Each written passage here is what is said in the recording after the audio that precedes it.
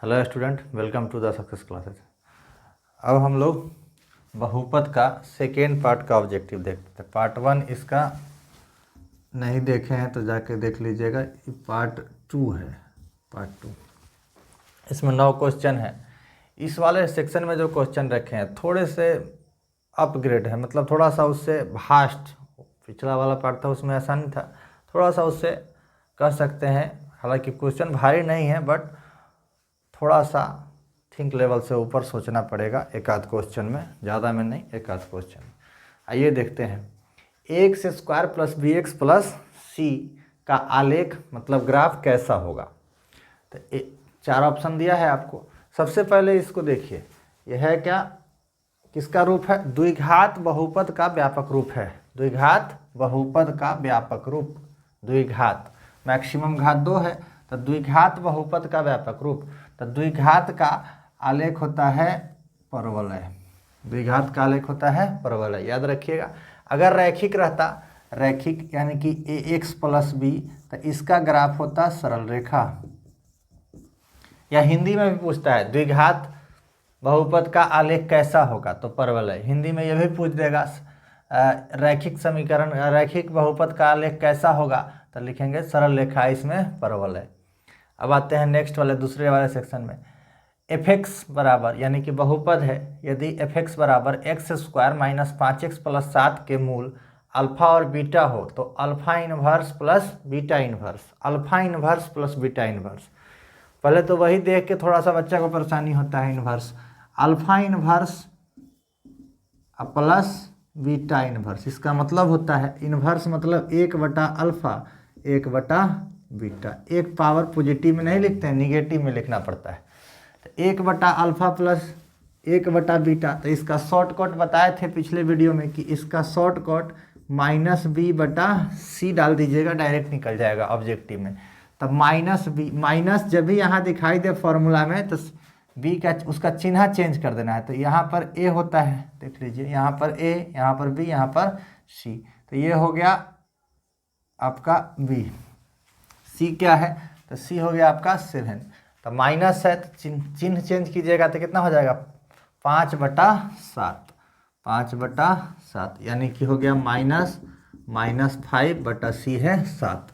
तो minus minus plus 5/7 यानी कि बी आपका आंसर हो गया। अब अल्फा और बीटा बहुपद x square minus alpha a into x plus 1 minus b के शून्य हो तो alpha plus 1 into beta plus 1 का मान। यहाँ पर देखिए बहुपद जो है, बहुपद भी थोड़ा सा कठिन रूप में दिया।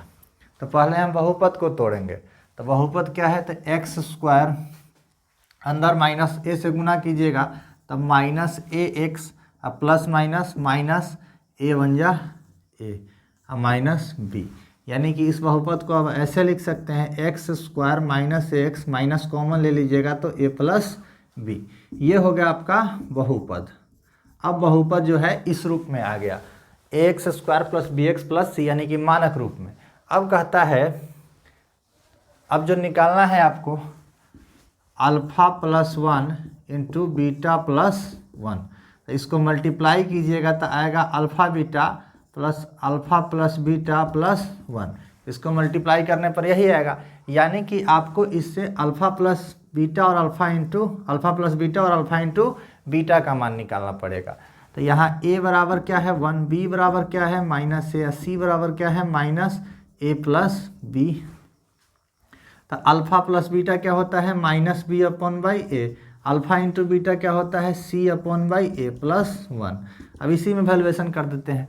तो माइनस b के जगह पर क्या रखना है -a/a 1 है प्लस c क्या है -a plus b, -a plus b /1 plus 1। इसको सॉल्व कर दीजिए तो क्या हो जाएगा माइनस माइनस प्लस, बटा के नीचे एक रहे उसका वैल्यू होता नहीं है, प्लस माइनस माइनस यानी कि -a और -b प्लस 1।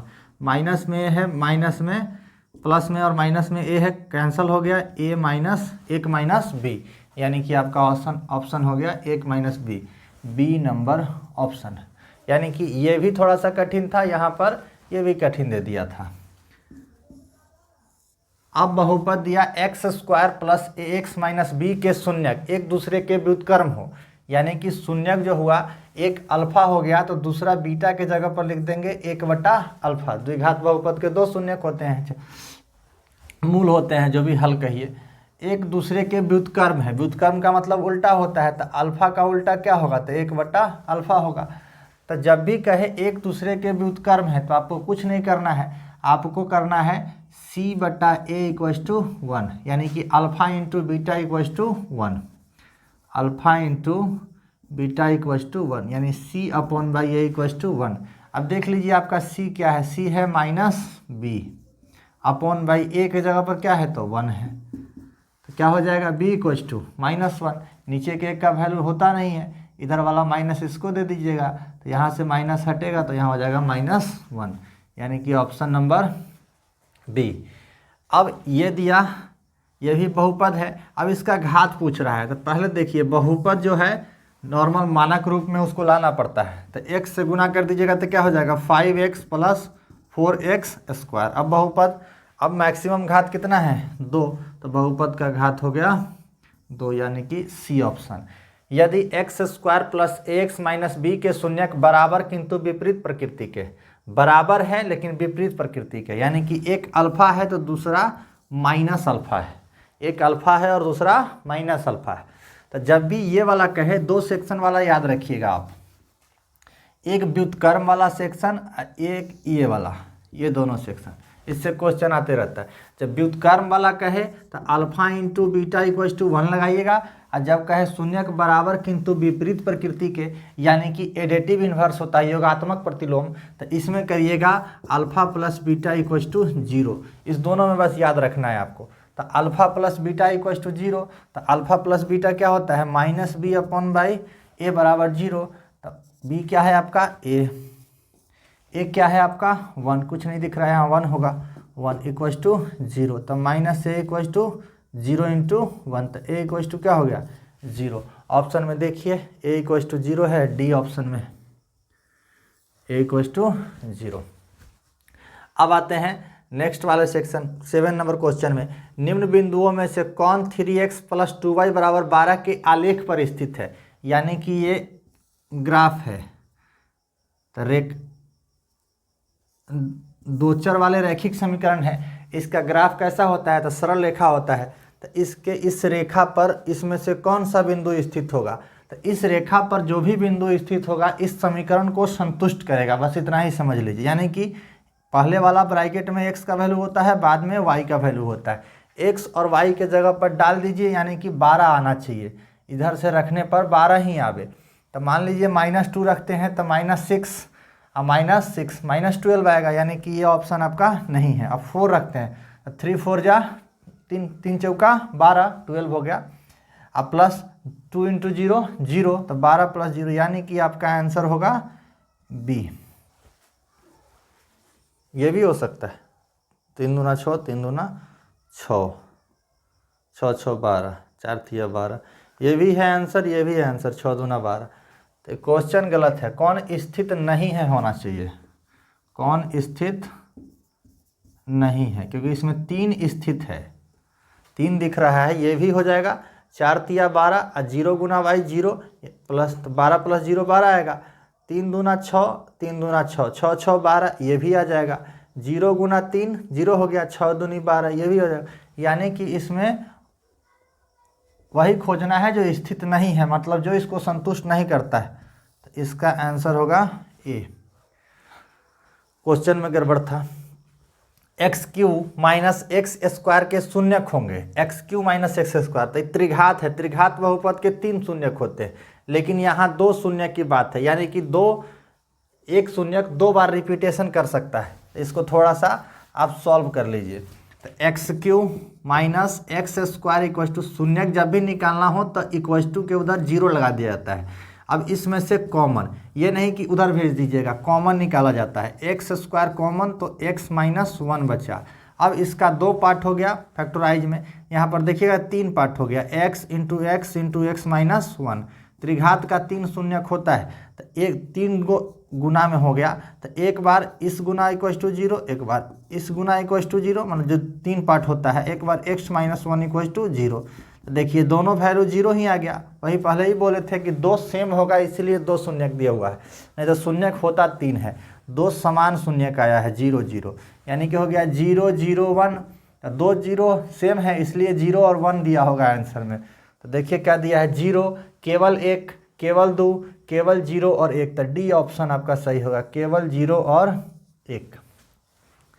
अब आते हैं 9 नंबर क्वेश्चन में, x Q minus 3x square minus 11x minus 3 के शून्यक a माइनस बी ए और a प्लस बी है, यानी कि त्रिघात बहुपद है 3 शून्यक। इसका सॉल्यूशन इधर देख लेते हैं।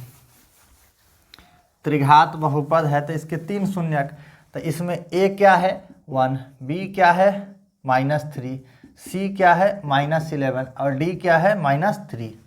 याद होगा त्रिघात का मानक रूप होता है ax cube plus b x square plus c x plus d. त्रिघात बहुपद का मानक रूप यही होता है अगर एक चर में हो तो। ए बी सी डी इसका निकाल लिए, A B C D, D equal to -3 हो गया सब। अब उसके बाद हमको कहा है 3 गो, अल्फा है, बीटा है और गामा। तो आपको पता होगा alpha plus beta plus gamma क्या होता है त्रिघात बहुपद में, -b/a। अब अल्फा के जगह पर रख दीजिए a माइनस बी, बीटा के जगह पर रख दीजिए a और गामा के जगह पर रख दीजिए a plus B equal to -b/a। तो -b और a का भी वैल्यू पुट कर देते हैं, तो -b का वैल्यू हो गया -3 पहले से है तो माइनस माइनस प्लस हो जाएगा अपॉन बाई 1। तो ये हो गया a minus B plus a plus b equal to 3। अब देखिए -b और प्लस b घट के 0 हो गया और 3 ठो a है तो जुट के हो गया 3a।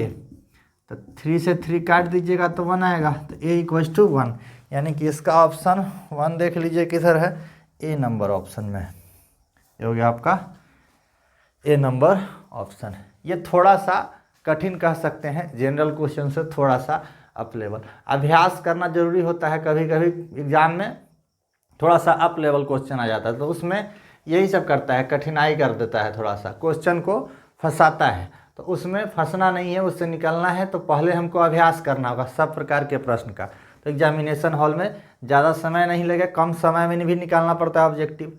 1 घंटा का टाइमिंग होता है ऑब्जेक्टिव का, उसमें हमको 50 प्रश्न हल करना रहता है।